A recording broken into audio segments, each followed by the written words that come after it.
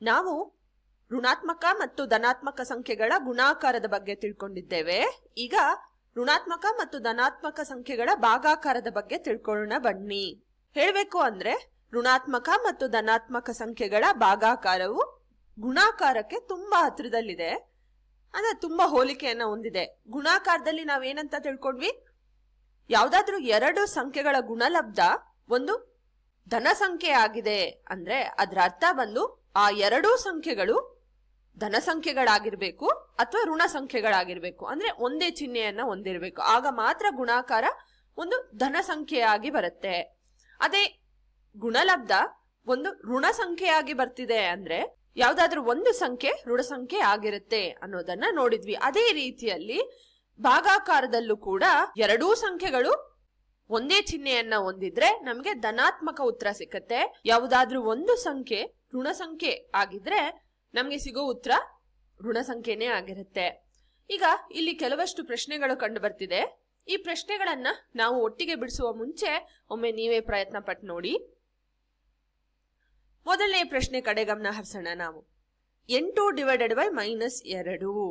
8 divided by 2 ಇದ್ದಿದ್ರೆ ನಮ್ಮ ಉತ್ತರ 4 ಆಗಿರೋದು. ಆದ್ರೆ ಇಲ್ಲಿ 8 ಡಿವೈಡೆಡ್ ಬೈ -2 ಇದೆ, ಅಂದ್ರೆ ವೇದದಲ್ಲಿ ಋಣ ಸಂಖ್ಯೆ ಇರೋದ್ರಿಂದ ಉತ್ತರ ಬಂದು ಒಂದು ಋಣ ಸಂಖ್ಯೆನೇ ಆಗಿರುತ್ತೆ. 8 ಡಿವೈಡೆಡ್ ಬೈ -2 ಬಂದು -4 ಆಗಿರುತ್ತೆ. ಈಗ ಮತ್ತೊಂದು ಪ್ರಶ್ನೆ ನೋಡಿ, -16 ಡಿವೈಡೆಡ್ ಬೈ 4. ಇಲ್ಲಿ ಅಂಶದಲ್ಲಿ ಕಂಡು ಬರ್ತಿದೆ ಋಣ ಸಂಖ್ಯೆ. 16 ಡಿವೈಡೆಡ್ ಬೈ 4 ಬಂದು 4 ಆಗಿರೋದು. ಇಲ್ಲಿ -16 ಇರೋದ್ರಿಂದ ನಮ್ಗೆ ಸಿಗೋ ಉತ್ತರ -4. ಈಗ -30 ಡಿವೈಡೆಡ್ ಬೈ -5. ನೋಡಿ, ಇಲ್ಲಿ ಎರಡೂ ಸಂಖ್ಯೆಗಳು ಋಣ ಸಂಖ್ಯೆಗಳಾಗಿದೆ. ಹಾಗಾಗಿ ನಮ್ಗೆ ಸಿಗೋ ಉತ್ತರ ಒಂದು ಧನ ಸಂಖ್ಯೆ ಆಗಿರುತ್ತೆ, ಅಂದ್ರೆ ಪ್ಲಸ್ ಸೈನ್ ಅನ್ನ ಹೊಂದಿರುತ್ತೆ. ಈಗ -30 ಡಿವೈಡೆಡ್ ಬೈ -5 ಅಂದ್ರೆ 30 ಡಿವೈಡೆಡ್ ಬೈ 5 ಅಂದ್ರೆ 6 ಅಂತಾದ್ರೂ ಬರಿಬಹುದು ಅಥವಾ +6 ಅಂತಾದ್ರೂ ಬರಿಬಹುದು. ಯಾವ ಚಿಹ್ನೆನೂ ಇಲ್ಲ ಅಂದ್ರೆ ಅದರ ಅರ್ಥ ಬಂದು ಅಲ್ಲಿ ಒಂದು ಧನ ಚಿಹ್ನೆ ಇದೆ ಅಂತ ಹೇಳಿ. ಈಗ 18 ಡಿವೈಡೆಡ್ ಬೈ 2, ಎರಡೂ ಸಂಖ್ಯೆಗಳು ಧನ ಸಂಖ್ಯೆಗಳು, ಹಾಗಾಗಿ ಸಿಗೋ ಉತ್ತರ ಮತ್ತೆ ಒಂದು ಧನ ಸಂಖ್ಯೆ ಆಗಿರುತ್ತೆ. 18 ಡಿವೈಡೆಡ್ ಬೈ 2 ಬಂದು 9. ಈಗ ಈ ಎರಡು ಪ್ರಶ್ನೆಗಳನ್ನ ನೋಡಿದ್ರೆ ಇದು ಹಿಂದೆ ಇದ್ದ ಪ್ರಶ್ನೆಗಳ ರೀತಿಯಲ್ಲಿಲ್ಲ, ಸ್ವಲ್ಪ ಸರಳಗೊಳಿಸಬೇಕಾಗತ್ತೆ ನಾವು. ಇಲ್ಲಿ ಅಂಶದಲ್ಲಿ ನಾವು ನೋಡೋದಾದ್ರೆ -7 × 3. ಇಲ್ಲಿ ಈ ಡಾಟ್ ಚಿಹ್ನೆಯನ್ನ ನೋಡಿದ್ರೆ ಈ ಡಾಟ್ ಚಿಹ್ನೆಯನ್ನ ನಾವು ಗುಣಾಕಾರದ ಚಿಹ್ನೆಯ ಬದಲು ಹಲವಾರು ಕಡೆ ಬೀಜಗಣಿತದಲ್ಲಿ ಬಳಸ್ತಾ ಹೋಗ್ತೇವೆ. ಇದು ಈ ಇಂಟು ಮಾರ್ಕ್ ಅಂದ್ರೆ ಈ ಇಂಟು ಮಾರ್ಕ್ ಎಕ್ಸ್ ನ ರೀತಿಯಲ್ಲಿ ಕಾಣೋದ್ರಿಂದ ಈ ಮುಂಬರುವ ತರಗತಿಗಳಲ್ಲಿ ನಿಮ್ಗೆ ಇದು ಗೊಂದಲಕ್ಕೆ ದಾರಿ ಮಾಡ್ಕೊಡ್ಬೋದು. ಹಾಗಾಗಿ ಈ ಡಾಟ್ ಚಿಹ್ನೆಯನ್ನ ನೀವು ಈ ಮುಂಬರುವ ತರಗತಿಗಳಲ್ಲಿ ಎಲ್ಲ ಪಠ್ಯಪುಸ್ತಕಗಳಲ್ಲಿ ನೋಡ್ಬೋದು. ಡಾಟ್ ಅಂದ್ರೆ ಇದು ಗುಣಾಕಾರದ ಚಿಹ್ನೆ ಅಂತ ಹೇಳಿ, ಅಂದ್ರೆ ಒಂದು ಸಂಖ್ಯೆ ಋಣ ಸಂಖ್ಯೆ ಆಗಿದೆ. ಹಾಗಾಗಿ ನಮ್ಗೆ ಸಿಗೋ ಗುಣಲಬ್ಧ ಬಂದು ಒಂದು ಋಣ ಸಂಖ್ಯೆನೇ ಆಗಿರುತ್ತೆ. 7 × 3 ಬಂದು 21 -21 ಡಿವೈಡೆಡ್ ಬೈ -1. ಈಗ ಭಾಗಾಕಾರ ಮಾಡೋಣ ನಾವು. ಎರಡೂ ಸಂಖ್ಯೆಗಳು ಋಣ ಸಂಖ್ಯೆಗಳಾಗಿರೋದ್ರಿಂದ ಈ ಋಣ ಚಿಹ್ನೆಗಳು ರದ್ದಾಗಿ ಬಿಡುತ್ತೆ. ನಮ್ಗೆ ಸಿಗೋ ಉತ್ತರ ಬಂದು +21. ಈಗ ಕಡೆ ಪ್ರಶ್ನೆ ನೋಡಿದ್ರೆ -2 × -7 × -1. ಈಗ ನಾವು ಗುಂಪು ಮಾಡ್ಕೊಳ್ಳೋಣ. -2 × -7 ಮೊದಲಿಗೆ ಮಾಡೋಣ.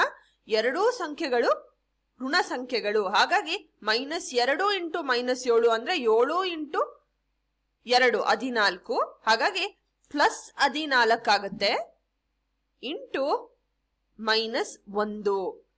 ಈ ಗುಣಲಬ್ಧವನ್ನ ನೋಡಿದ್ರೆ ಒಂದು ಸಂಖ್ಯೆ ಬಂದು ಋಣ ಸಂಖ್ಯೆ ಆಗಿದೆ, ಹಾಗಾಗಿ ನಮ್ಗೆ ಸಿಗೋ ಉತ್ತರ ಒಂದು ಋಣ ಸಂಖ್ಯೆನೇ ಆಗಿರುತ್ತೆ. 14 × 1 ಬಂದು 14, 14 × -1 ಆಗಿರೋದ್ರಿಂದ ಇದರ ಉತ್ತರ ಬಂದು -14 ಅಂತ ನಾವು ಹೇಳ್ಬೋದು. ಈಗ ನಾವು ಕಲ್ತ್ಕೊಂಡ ಗುಣಲಕ್ಷಣಗಳನ್ನ ಪಾಯಿಂಟ್ ನ ರೀತಿಯಲ್ಲಿ ನೋಡ್ತಾ ಹೋಗೋಣ. ಧನ ಸಂಖ್ಯೆ ಡಿವೈಡೆಡ್ ಬೈ ಧನ ಸಂಖ್ಯೆ ಒಂದು ಧನ ಸಂಖ್ಯೆಯನ್ನ ಉತ್ತರವಾಗಿ ಕೊಡುತ್ತೆ. ಋಣ ಸಂಖ್ಯೆ ಡಿವೈಡೆಡ್ ಬೈ ಧನ ಸಂಖ್ಯೆ ಒಂದು ಋಣ ಸಂಖ್ಯೆ ಆಗಿರುತ್ತೆ. ಅದೇ ರೀತಿಯಲ್ಲಿ ಒಂದು ಧನ ಸಂಖ್ಯೆ ಡಿವೈಡೆಡ್ ಬೈ ಋಣ ಸಂಖ್ಯೆ ಆಗಿದ್ರೆ ಉತ್ತರ ಬಂದು ಒಂದು ಋಣ ಸಂಖ್ಯೆ ಆಗಿರುತ್ತೆ. ಅಂದ್ರೆ ಭಾಗಾಕಾರದ ಯಾವ್ದಾದ್ರೂ ಒಂದು ಸಂಖ್ಯೆ ಋಣ ಸಂಖ್ಯೆ ಆಗಿದ್ರು ಕೂಡ ನಮ್ಗೆ ಸಿಗೋ ಉತ್ತರ ಒಂದು ಋಣ ಸಂಖ್ಯೆನೇ ಆಗಿರುತ್ತೆ. ಕಡೆದಾಗಿ ಋಣ ಸಂಖ್ಯೆ ಡಿವೈಡೆಡ್ ಬೈ ಋಣ ಸಂಖ್ಯೆ ಒಂದು ಧನ ಸಂಖ್ಯೆಯನ್ನು ಉತ್ತರವಾಗಿ ಕೊಡುತ್ತೆ. ಈಗ ನಾವು ಸ್ವಲ್ಪ ಟ್ರಿಕಿ ಕ್ವೆಶ್ಚನ್ಸ್ ನ ನೋಡೋಣ. 0 ಡಿವೈಡೆಡ್ ಬೈ -5 ಏನಾಗಿರ್ಬೋದು? 0ನ ನಾವು ಯಾವುದೇ ಸಂಖ್ಯೆಯಿಂದ ಭಾಗಿಸಿದ್ರು ಕೂಡ ನಮ್ಗೆ ಸಿಗೋ ಉತ್ತರ ಒಂದು 0ನೇ ಆಗಿರುತ್ತೆ. ಹಾಗಾಗಿ 0 ಡಿವೈಡೆಡ್ ಬೈ -5 0ಅನ್ನೇ ಉತ್ತರವಾಗಿ ಕೊಡುತ್ತೆ. ಒಂದು ವೇಳೆ ಈ 0 ಛೇದದಲ್ಲಿ ಕಂಡು ಬಂದ್ರೆ ಈ ರೀತಿ -5 ಡಿವೈಡೆಡ್ ಬೈ 0, ಇದನ್ನ ನಾವು ಗಣಿತದಲ್ಲಿ ಡಿಫೈನ್ ಮಾಡಲಿಲ್ಲ, ಹಾಗಾಗಿ ಇದು ವ್ಯಾಖ್ಯಾನಿಸಲಾಗಲಿಲ್ಲ. ಅಂದ್ರೆ ಛೇದದಲ್ಲಿ 0 ಕಂಡು ಬಂದ್ರೆ ಯಾವುದೇ ಸಂಖ್ಯೆಯನ್ನ 0ಯಿಂದ ಭಾಗಿಸ್ಲಿಕ್ಕೆ ಆಗೋದಿಲ್ಲ, ಯಾಕೆಂದ್ರೆ ಅದು ಡಿಫೈನ್ ಆಗ್ಲಿಲ್ಲ ಅಂತ ಅರ್ಥ. ಅದೇ ರೀತಿಯಲ್ಲಿ ಛೇದದಲ್ಲಿ ಮತ್ತು ಅಂಶದಲ್ಲಿ ಎರಡರಲ್ಲೂ 0 ಇದ್ರೂ ಕೂಡ ಅದು ಡಿಫೈನ್ ಆಗಲಿಲ್ಲ, ಅನ್ಡಿಫೈನ್ಡ್ ಅಥವಾ ವ್ಯಾಖ್ಯಾನಿಸಲಾಗಲಿಲ್ಲ ಅಂತ ನಾವು ಹೇಳ್ತೇವೆ.